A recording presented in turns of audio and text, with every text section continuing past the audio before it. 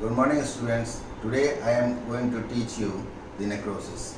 In this subject, in this topic, we are going to deal with under certain headings. The headings are definition, number 2, purpose of necrosis, third one is the mechanism of necrosis, fourth one is the morphologic changes in the necrosis, and then lastly, different morphologic patterns of the necrosis. So let us start with the definition of necrosis. What is necrosis? What are the points which define necrosis? You can see here, it is a series of changes in a lethally injured cells inside tissue and organ of living human body due to intracellular proteins denaturation and cellular contents enzymatic digestion. So these are essential features which constitute the definition of necrosis. Next one is, what is the purpose of necrosis in normal living human body? The purpose of necrosis is removal of dead tissues from the body. What is the mechanism of necrosis? Now you can see here, ischemia gives rise to hypoxia, which gives rise to mitochondrial damage and dysfunction on one hand, and ATP depletion on the other hand. The mitochondrial damage or dysfunction increases the production of ROS inside the cell and also increases the cytosolic calcium ion concentration. The ROS, what does it do? It causes the lipid peroxidation of the lipid present in the membranes, and increased cytosolic calcium ion concentration, you already know, causes intracellular enzyme activations. Different types of the enzymes inside the cell become activated by increased concentration of calcium inside the cytosol. One of them is the phospholipase and another is the protease. The phospholipase activation causes protein phospholipid breakdown, and it is also caused by decreased phospholipid synthesis, which is produced due to the ATP depletion also. ATP depletion also causes decreased process of the phospholipid synthesis by the reacylation. Now these together increase the phospholipid breakdown. On the other hand, you can say the protease activation gives rise to the protein background. The protein background is caused by protease activation. Now you know already that membrane is composed of protein and phospholipid. So what happens? The phospholipid breakdown and protein breakdown causes membrane damage. Now membrane is where inside the body? It is present in the plasma membrane and it is present in all the intracellular organellar membrane. So here you can see, when plasma membrane is damaged, there is leakage of intracellular proteins out of the dying cells, which causes inflammation and also causes infection.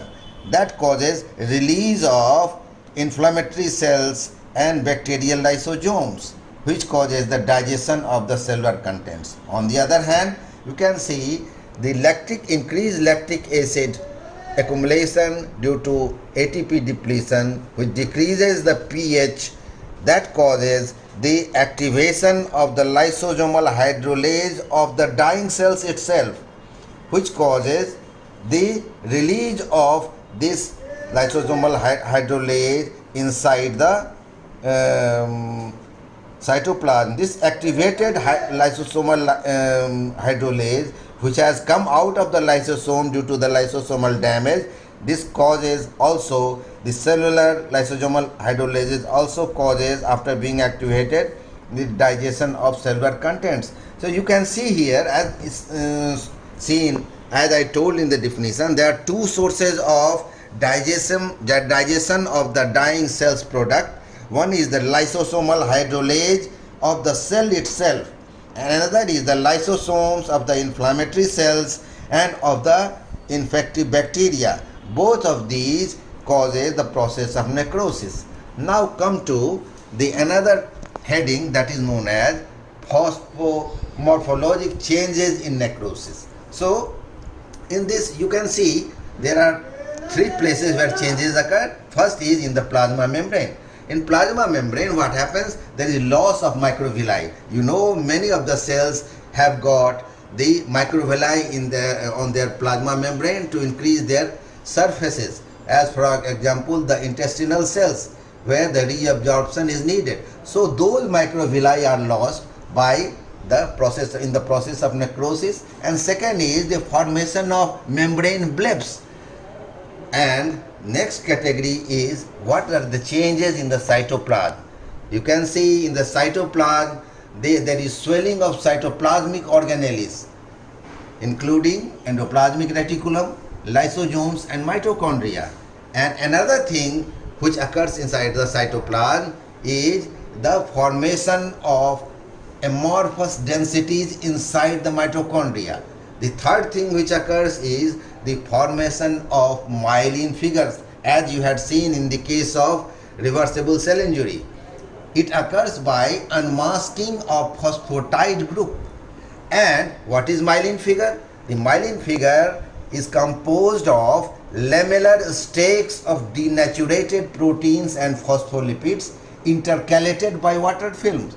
Intercalated means these layers, there are film of water between the layers of the denatured proteins and phospholipids. That is known as myelin figures. You may get note on myelin figures. So the third change which occurs in the cell is in the nucleus. In nucleus, first of all, occurs pycnosis. What is pycnosis? Pycnosis is DNA and chromatin condensation into solid, shrunken, increased basophilic mass. Basophilic means the blue coloration of the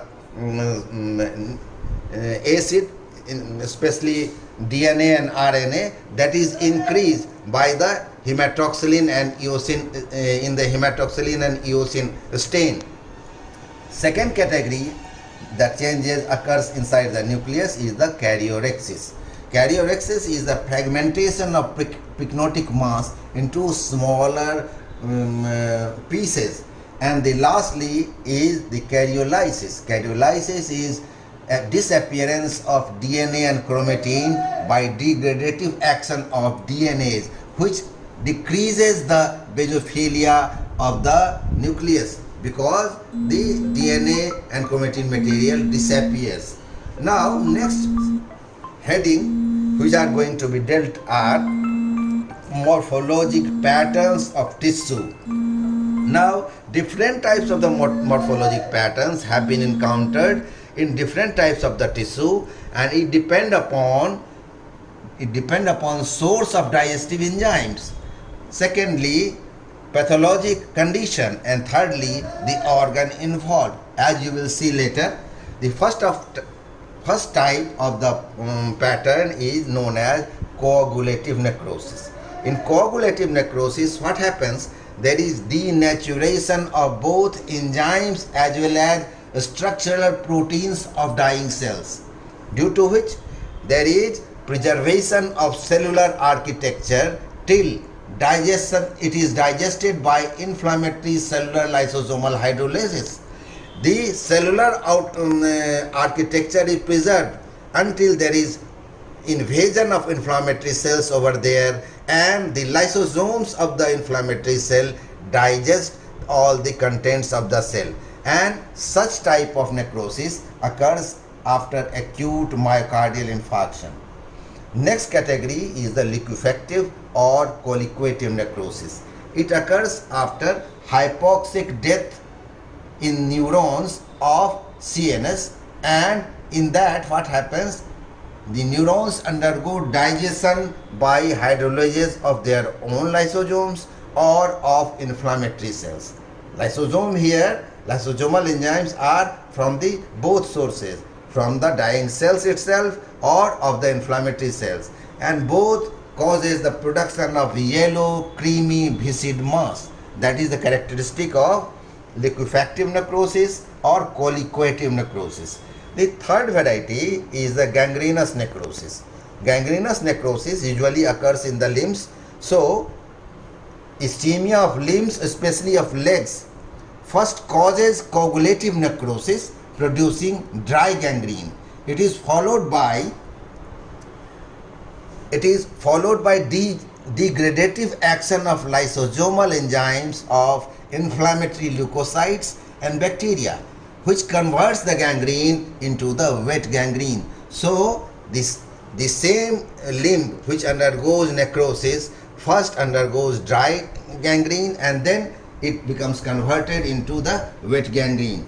Next variety is the caseous necrosis. Caseous necrosis occurs in the case of tuberculosis. So in that what occurs?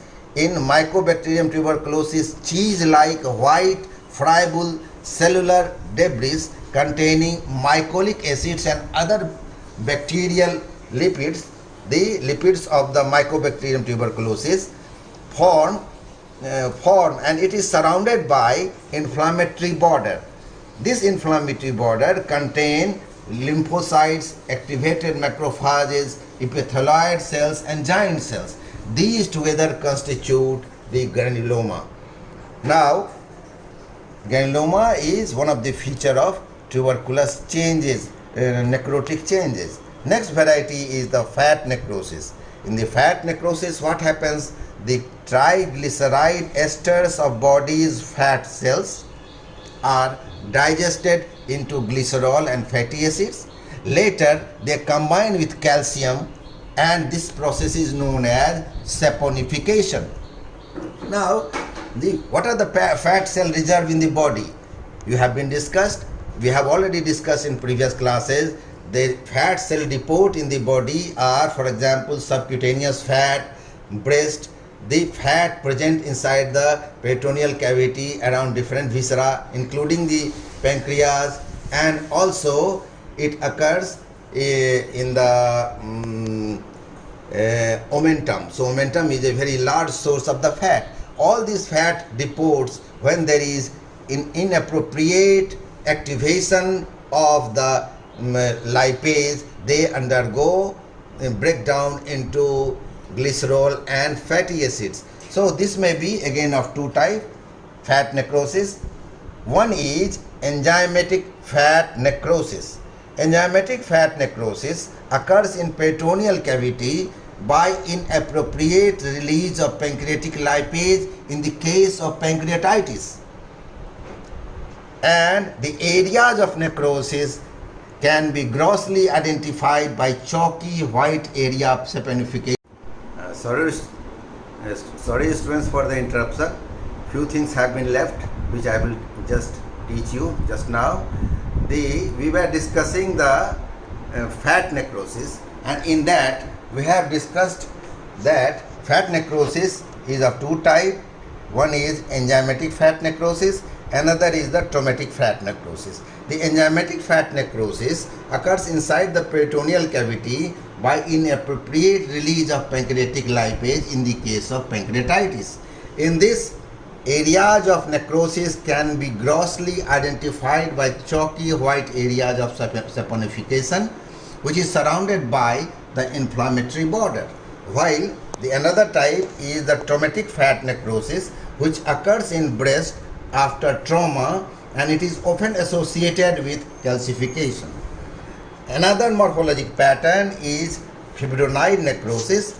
It occurs in immunologic vasculitis, in which the antigen antibody complexes gets deposited on fibrin leaked out of the damaged vascular endothelial wall, and it is stained as bright pink amorphous material in hematoxylin and eosin stain. Next variety of the pattern of necrosis is dystrophic calcification. It is deposition of calcium and other minerals over necrotic cell debris not promptly cleared by digestion and reabsorption. And last two are, one is bridging necrosis. It occurs in severe acute hepatitis. It links terminal centrilobular hepatic vein to the portal tire. The area of necrosis connects these two. What? One is terminal centrilobular hepatic vein to the portal triad. And the last one is the piecemeal necrosis, also known as interface necrosis. It occurs at junction of hepatic parenchyma and connective tissue fibrotic septa. Most commonly it occurs in chronic active hepatitis. So that much is all about the necrosis, and if you have got any doubt or any question, you can ask me in the WhatsApp. Okay, thank you.